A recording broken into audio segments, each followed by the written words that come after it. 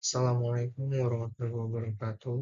Saya Ramadhani Bagus dari kelompok PBL semester 5. Di sini anggota kelompok saya yaitu Arta Wijaya Kusuma, Adam Johan, Indriyati Kristina, lalu Ardiansyah dan Arif Tri Saputra.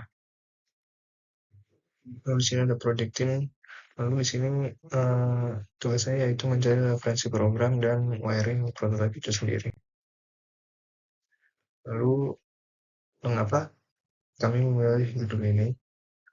Karena kualitas udara itu berpengaruh besar terhadap kesehatan dan lingkungan. Pemantauan konvensional terbatas dan mahal, sedangkan IoT memungkinkan monitoring real-time, jarak jauh, dan berbiaya lebih efisien. Lalu di sini spesifikasi yang kami pakai yaitu ada ESP32 sebagai microcontroller, yaitu lalu sensor SDP30, dan lalu ada sensor PM5003. Lalu software kami memakai PHP sebagai backend, lalu JavaScript sebagai frontend, lalu komunikasi Wi-Fi, lalu juga ada output yang berupa website dashboard dengan data real time. Lalu di sini ada project timeline. Dari Agustus sampai September itu ada penjelasan PBL, studi kasus, dan penentuan judul. Lalu ada setelah menentukan judul, kami mengumpulkan RAB dan RSP. Lalu di bulan September sampai November ada product development, yaitu pembuatan RPP dan benchmark. Lalu membuat desain elektrikal dan mekanikal dan perakitan alat. Lalu di bulan November sampai Desember di sini ada testing dan system development, simulasi alat serta pembuatan database dan website. Lalu di Desember pengujian alat di lapangan. Lalu di Januari ada evaluasi, yaitu penyusunan laporan akhir. Lalu di sini ada desain mekanikal kami. Di sini tampak ada LCD dan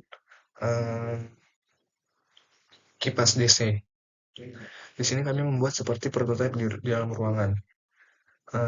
Apabila sensor membaca data kualitas udara, apabila itu kualitas yang buruk, di LCD akan tertampil data yang telah didapatkan oleh sensor, lalu kipas atau fan di sini akan menyala dan mengeluarkan polusi-polusi yang ada di dalam desain box kami. Lalu di sini ada tahapan elektrikal. Yang pertama ada ESP32 sebagai controller utama, berfungsi sebagai pusat kendali, membaca sensor dan mengirim data, dan mengontrol output. Lalu ada sensor, yaitu sensor debu dan sensor gas. Sensor ini berfungsi untuk membaca polusi tadi. Lalu dan sensor ini terhubung ke ESP32 melalui jalur SDA dan SCL. Lalu ada LCD I2C untuk menampilkan data sensor secara langsung. Lalu ada modul untuk mengontrol beban seperti kipas yang kami pakai. Lalu ada kipas DC sebagai aktuator untuk sirkulasi udara. Alur kerjanya ESP32 membaca data dari sensor, lalu data ditampilkan di LCD berdasarkan kondisi udara. Lalu ESP32 mengaktifkan relay untuk menyalakan kipas buat sirkulasi atau filtrasi udara. Lalu di sini ada flowchart alur pengerjaan PBL kami selama ini. Yaitu proses dimulai dari studi literatur, kemudian dilanjutkan dengan pembuatan alat dan pengujian kinerja alat. Setelah itu dilakukan evaluasi literatur dan pembuatan literatur Android dan pembuatan program. Program yang kami buat kemudian di testing. Jika masih terdapat kesalahan, proses kembali ke tahap pembuatan program. Lalu jika tidak ada kesalahan, dilanjutkan ke evaluasi dan analisis data. Kemudian penarikan kesimpulan, menyusun laporan, dan diakhiri dengan selesai. Lalu di sini ada tabel problem solving. Di sini ada menjelaskan identifikasi masalah, penyebab, dan solusi pada 3 bagian sistem. Yang pertama adalah masalah elektrikal. Di sini mungkin USB kedua sering restart dan tidak terdeteksi PC karena penyebabnya satu daya atau power supply yang tidak stabil dan kabel USB yang mungkin sudah rusak. Lalu solusinya kami mengganti adaptor, regulator, dan kabel USB itu sendiri. Dan sini di PIC-nya ada Hardiansyah dan Indri. Lalu masalah yang kedua yaitu masalah mekanikal. Mungkin box tidak kedap debu dan desain terlalu rapat. Disebabkan desain casing kurang rapat dan terlalu padat. Lalu solusi penyelesaiannya adalah revisi desain casing dan menambahkan seal atau baut knockdown. Di sini yang bertanggung jawab pada Arta.